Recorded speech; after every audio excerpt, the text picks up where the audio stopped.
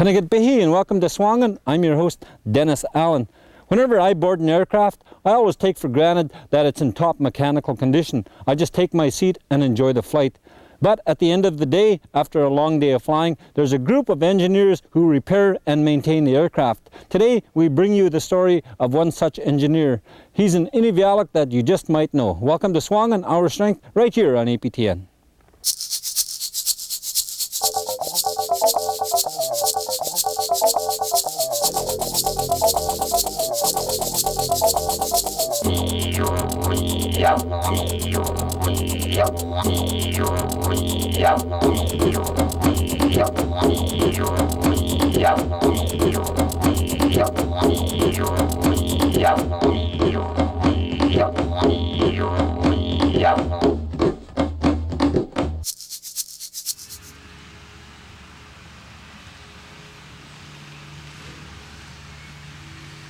I started my apprenticeship in '89 and I graduated in '92, and I got my license in '97.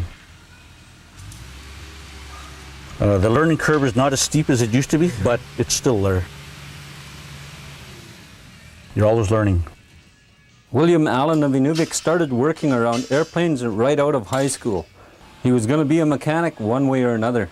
16 years later, he's one of the top aircraft engineers in the Western Arctic. I went to school in Winnipeg at Stevenson's Aviation Technical Training Center, and it's a 4-year apprenticeship. I pretty much started at ACLAC when pretty much right out of high school. I always wanted to be a mechanic. I wasn't sure what kind. I didn't think I'd become an aircraft mechanic once I graduated high school, but here I am, and seems like not long ago.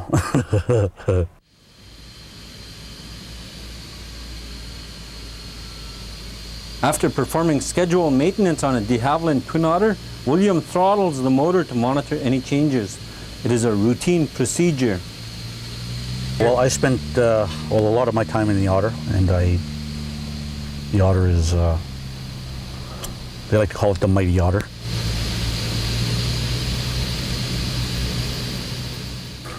My aircraft engineer's license, it allows me to maintain the aircraft, and I do believe it's to keep the airplane maintained, like maintain the aircraft within the aircraft type certificate, in accordance with the Canadian air regulations.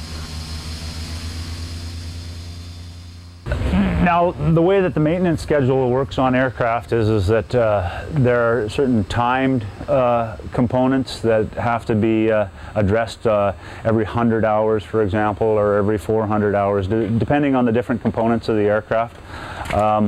Generally speaking, there's a maintenance schedule that every 100 hours that the aircraft flies, there's a series of inspections that then have to be done on that aircraft.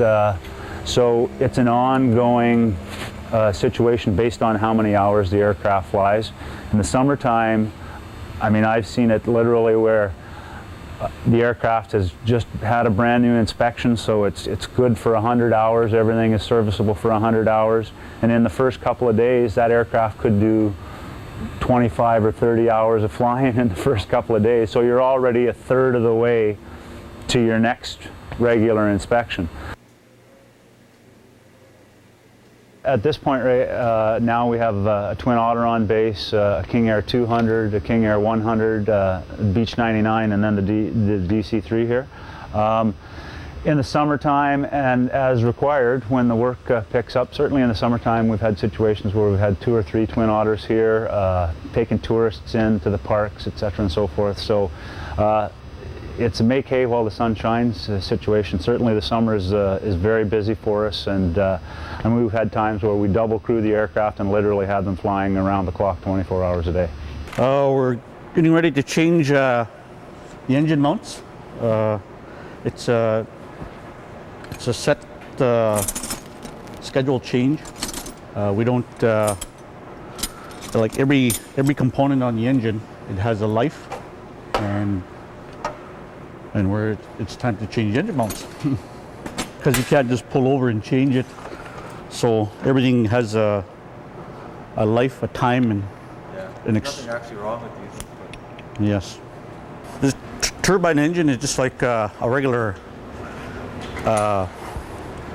engine on on anything. There's the intake, compression, ignition, and exhaust, and a small turboprop. All it is just a small jet engine with a prop on the end of it, and like any other northern flying aircraft, there's anti-icing on the intake, so it just is to keep ice from building up. And same with on the leading edge, there's a de-ice boot. It inflates and it breaks the ice off in flight and keeps the airplane flying. Yeah. And but here we have the aileron and the trim tab, and that helps steer the aircraft or bank the aircraft, and that's what the ailerons do. These static wicks, they're called a static wick. What they do is when the airplane is flying, it conducts electricity, static electricity, and these static wicks, they help bleed the electricity off, so there's no radio interference. These wires and these white things sticking out here, there are actual antennas on the airplane, and this wire here, that's for the HF radio, and that's for the long distance talking. And this antenna here, that's for the glide slope. What that does, it tells the airplane when there's landing in instrument landing. There's a frequency shot off at the end of the runway, and it tells the pilot that he's in the actual glide slope, and he's on descent, and he's on track, and he's on the right elevation. SUAANGAN, Our Strength, will be right back, right here on APTN.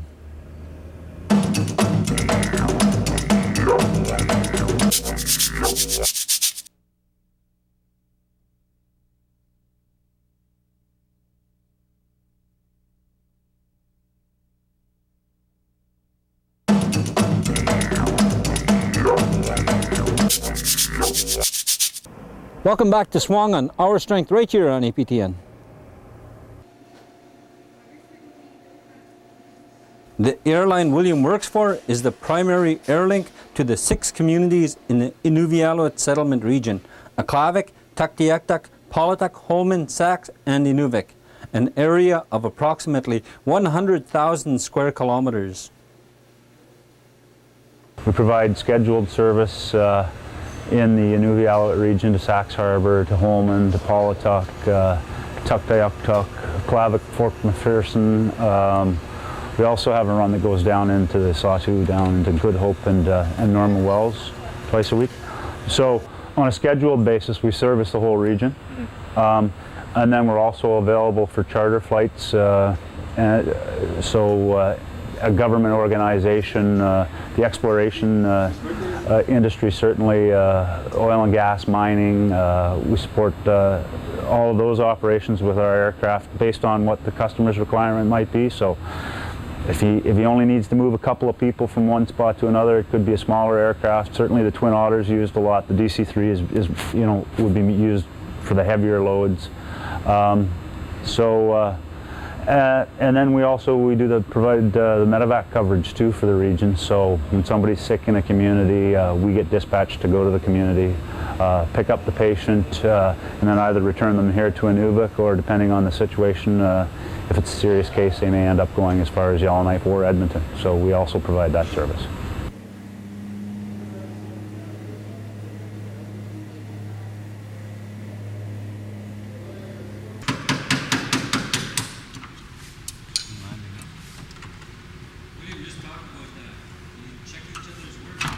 Yeah, at the, usually at the end of every task that we do,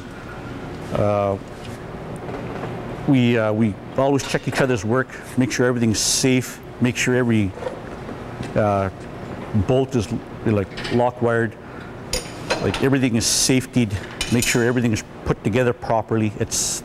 We're always continuously checking each other's work and make sure that, you know, that everybody's happy. And if both of us are happy, then we shouldn't have any problems, or we never do have any problems. This prop, it goes by inches, certain stages of the prop, and it's got an airfoil on it, and that's what pulls you through the air. And this prop spinner that kind of helps hold a prop together and give it more aerodynamics. And this is another part of the anti-icing. There's a boot here. It actually heats up. There's an inboard and an outboard part of the de-icing sequence. This here is called a pitot tube. Every airplane has one. What it does is it gets the ram air, and it's hooked up to the airspeed indicator, and it tells you how fast you're actually going in knots. These are special tires. They're I do believe they're 8 to 10 ply. They're fairly thick. They're really small because they do take a lot of beating, and it's just like any other tire, I guess, but these are a lot thicker and they take a lot more. They could take a lot more than a regular truck tire, I guess. For this airplane, it's every 200 hours where we actually have to jack up the airplane and take a really good look around inside the landing gear and actually take the tire off and clean and resurface the bearings and re-grease the gear. And then we do what we call a gear swing just to make sure everything is good working order. And we do what we call an emergency extension, where just in case where the gear cannot come down, so they have to perform a emergency extension. So we test all the systems, make sure that they're all working. And this component here tells you how hot's the engine, and the most critical part of this turbine engine is during startup. Like for the temperature wise, you got to keep an eye on your temperature during start until everything stabilizes. Then you know it's the start went well, and you can continue on with whatever you're doing, even flying or. It's the real flying is when you're flying in funny weather. Yeah. And you're always relying on your instruments all the time. But I can start it up, and I could probably take off, but it'll be a really interesting landing. Yeah. These are the engine instruments. The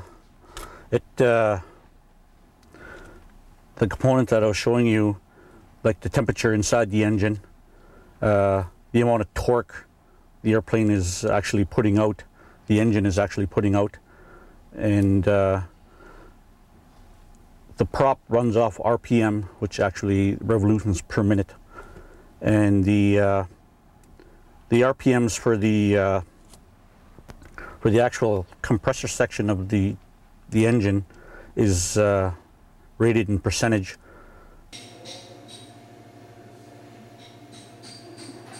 Management has to make sure that the engineers don't get fatigued by working too many hours in one shift, especially in the summer. Certainly, I mean, within the whole structure, we try and keep those guys, you know, 10-hour shifts would be kind of top. There are certainly times where they might do 12 or 14-hour shifts. Certainly, if something comes up and there's a lot of work that is planned, and an aircraft happens to have you know, something mechanical go wrong with it, they may have done, you know, an 8-hour shift and have to put in another 4 hours to get that aircraft fixed for the next morning, sort of thing. So that does happen. And again, like I said, it's a make hay while the sun shines scenario. In the summertime, they're hopping. Generally speaking, it slows down into the dark season. You know, so I mean, there may be evenings where they come out and, you know, in 3 or 4 hours they might have done all the daily inspections on the aircraft, and that's all that's required for that particular day. So.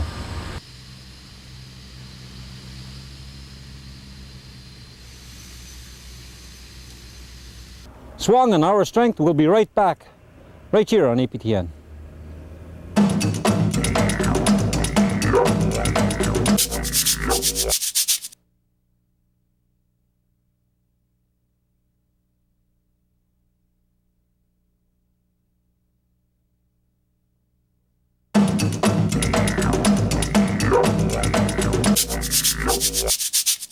Welcome back to SUAANGAN, Our Strength, right here on APTN.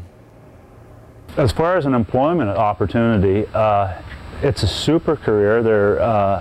And it's the great thing about the aviation business is that it's an incredibly small community. I mean, we have pilots. Some of the guys that fly out of here are actually in the Antarctic right now, and some of them have gone on other contracts that we've had, and might have been in Europe or South America or the Middle East, for example. And to a man, those guys, those engineers and those pilots, after those contracts, come back and they'll tell stories of, hey, I was in the middle of Africa and another plane came and landed at the airport where we were at, and it was this guy who used to fly out of Norman Wells, or it was this guy who used to fly out of Yellowknife. And so it really is like a family, the whole aviation business. And certainly in the north, I mean, the aviation business it's the link between these communities. And that's, I mean, it's such a critical factor to these communities. Medevacs, for example. I mean, if you're in Sax Harbor and you're seriously ill, and you need to get to the hospital in Yellowknife or in Inuvik or even Edmonton if the case warrants, it's an aircraft that goes and gets you. Now, it's the pilots who fly it, and it's the flight nurses who are taking care of the patient. But without the engineer, like William, who's certified and worked on that aircraft and guaranteed that it is safe to fly, you don't go anywhere. So it's each individual, be it an engineer or a pilot or a flight nurse, they all have an incredibly important role to play in whether or not that plane can go and save that person's life, for example. So it's, and you get a lot of you know, personal satisfaction out of seeing that. You know, certainly I've had situations where, you know, somebody's been in an accident, and you know, you get a call at 3 o'clock in the morning, and you wake up the flight crew and you dispatch the aircraft, and you get it on its way, and you get the guy back safely to the hospital, and you've taken care of that person. And there's a lot of personal satisfaction that's garnered from that.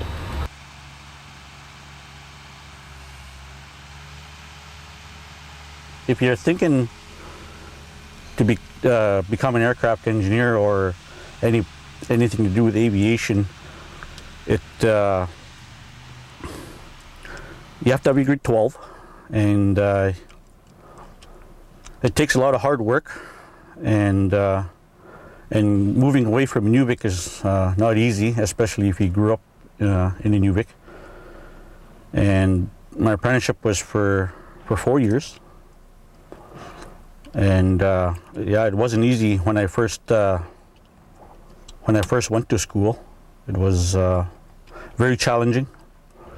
I phoned home a lot the first week, but it paid off, and it's I had to, you know, there was a lot of the students there too that weren't from Winnipeg, like northern Saskatchewan and stuff, and we hung out a lot, and that helped out a lot, considering that we were all away from home, and we just kind of helped each other out, and it made it a lot easier. William, all my dealings with him have been wonderful. He's from the community. He knows everybody, and certainly because I have limited knowledge of some of the intricacies of here, he's the kind of a guy that I've actually talked to and said, now, William, in this situation, what's generally the procedure that's done? And he's a guy who's there for you.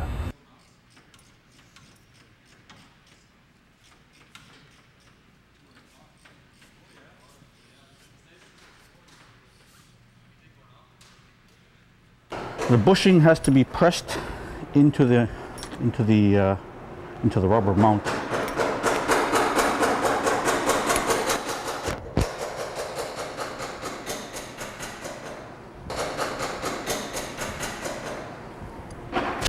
Well, that was our show for this week. We hope you enjoyed it. Tune in again next week for more of SUAANGAN Our Strength right here on APTN. For copies of this program or any other program of SUAANGAN, contact the Inuvialuit Communications Society at Post Office Box 1704, Inuvik NT X0E0T0, or call 867-777-2320. Fax your requests to 867-777-2744 or email us at suangan@northwesthell.net.